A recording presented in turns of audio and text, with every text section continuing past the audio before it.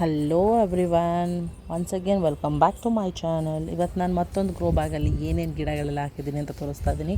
ಇದು ಅಷ್ಟೇ, ಇದು ಫುಲ್ಲು 2 ಅಡಿ ಸರೌಂಡಿಂಗ್, ಅಂದರೆ 24x24x9 ಈ ಬ್ಯಾಗ್ ಸೈಜು.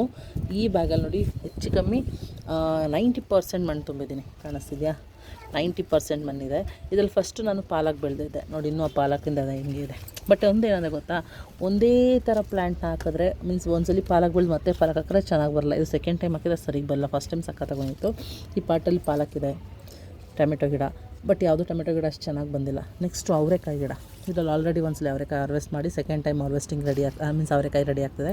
ಇದ್ರ ಜೊತೆಗೆ ಇದ್ರೊಳಗೆ ಒಂದು ಸನ್ಫ್ಲವರ್ಸ್ ಗಿಡ ಇದೆ ನೋಡಿ, ಸನ್ಫ್ಲವರ್ದು. ಅದಾದಮೇಲೆ ಹಾಗೆ ಬಂದರೆ ನೋಡಿ, ಇಲ್ಲಿ ಈರುಳ್ಳಿ ಇದೆ 1-2. ಅದ್ರ ಜೊತೆಗೆ ಮತ್ತಷ್ಟು ಅಂದರೆ ಇಲ್ಲಿ ನೋಡಿ ಕಡಲೆಕಾಯಿ ಇದೆ. ಆಮೇಲೆ ಇಲ್ಲಿ ಇದೇನು ಗಿಡ ಗೊತ್ತಾ, ತೊಗರಿಕಾಯಿ ಗಿಡ ಇದೆ.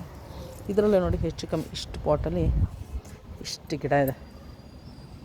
Thank you for watching.